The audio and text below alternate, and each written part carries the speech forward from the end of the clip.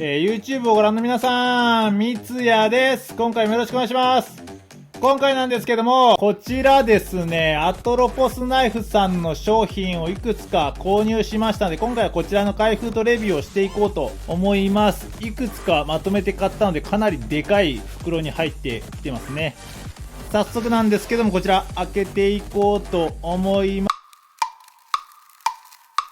はい、開封していきました。今回はですね、ナイフのトレーナー合わせて3本と、こちらケースですね。こんな感じで10本収納することができるナイフの入れ物ですね、を購入しました。ここにこういうね、隙間がありますので、例えばこんな感じで、ナイフを入れることで保管ができるっていうものになりますね。こんな感じで10本できますね。これを購入しました。で、気づかれた方もいると思うんですけど、そうなんですよね。こちら、一本一本こういった革のケースに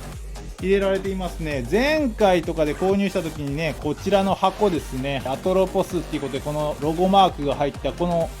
紙の入れ物にね入った感じだったんですけど、今回はこういった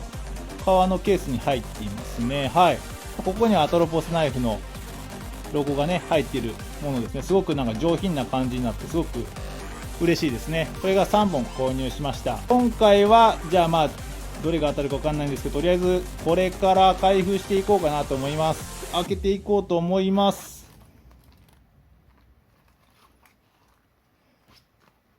中にはこんな感じでなってますね。はい、今回はこちらストライカーになりますね。こちらのレビューをしていこうと思います。はい、1本目はこちらアトロポスナイフさんのストライカーになりますね。アトロポスナイフさんなんですけれども、デーモンシリーズというのとか、あとこちらのストライカーシリーズというこの2つのシリーズがかなり有名でですね、いろんなタイプのものが販売されています。こちらのストライカーっていうものも単ピンタイプから全ピンタイプ、このラッチレスタイプから、あと G10 タイプのピンクパンサーといったね、いろんな種類のものが販売されています。今回自分はこちらのラッチレスといったタイプのものを購入していきましたね。こちらのまずスペックから紹介していこうと思うんですけれども、全長が 26.5 センチ、ブレードの長さが11センチ、ハンドルの長さが 15.5 センチ、重さとしては 170g となっていますね。アトロポスナイフさんのね、ナイフの特徴なんです。全体的にハンドルも含めて全体的にかなり大きめっていうことと、あと少し重めっていうのが特徴になりますね。こちらの用途の方もそうなんですけど、ハンドルの長さも同じぐらいということで、かなり大きめなナイフになっていますね。ただ、こちらの用途の方は 180g に対して、こちら、ストライカーの方は 170g と10g ぐらい軽いものにはなってはいるんですけど、今主流のね、バタフライナイフトレーナーだったりとか、こういったものね、120g から 130g が主流に対して、こちら 170g なので、かなり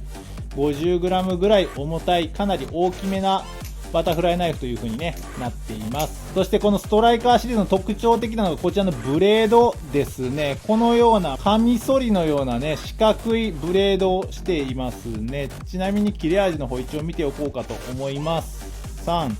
2、1。はい。こんな感じで、すごい気持ちよく切れますね。はい。なんかほんとカミソリみたいな感じでシュッと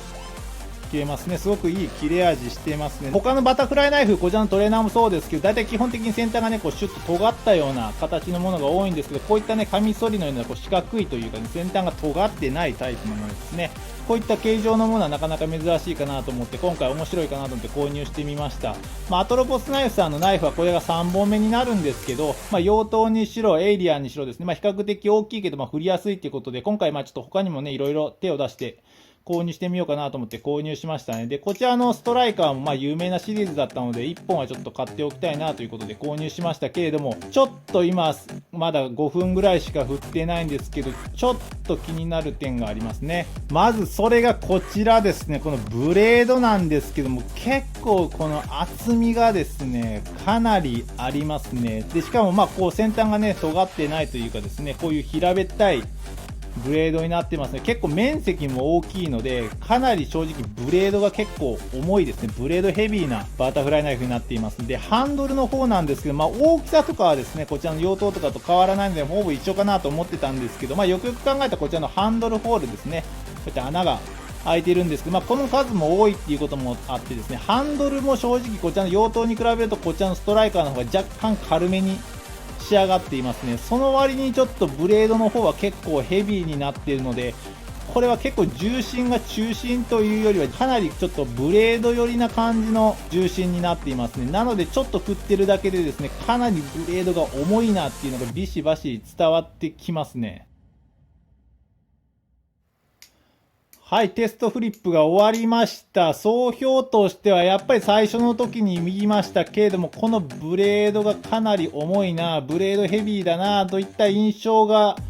ずっと残ったままの感じのバタフライナイフかなといった印象を受けますね。正直大きさとかですね、かなり大きいし重いっていうのはね、スペック見て分かってたんですけど、用途とかエリアもね、かなり大きいし重たいけど、結構振りやすいっていうこともあったので、そんなに気にしてなかったんですけど、これは結構もう重心がブレード寄りになっちゃってるので、かなり振りづらいかなといった印象を受けますね。ただこれ海外のね、フリッパーの方でもね、これ使ってブンブン難しいね、フリップとかもやってるので、使いこなせれば全然振れるのかなとは思いますけど、結構振りづらい部類にはなるのかなといっ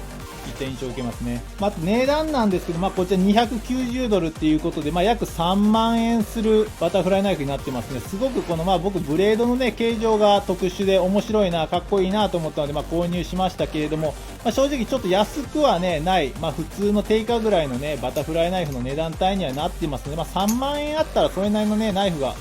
購入できるので、見た目がね、すごく気に入ってる方はね、購入してもいいかと思うんですけど、フリップすることを考えられてるんだったら、ちょっと別のナイフを検討した方がいいかもしれないなと思うぐらい、ちょっと振りづらい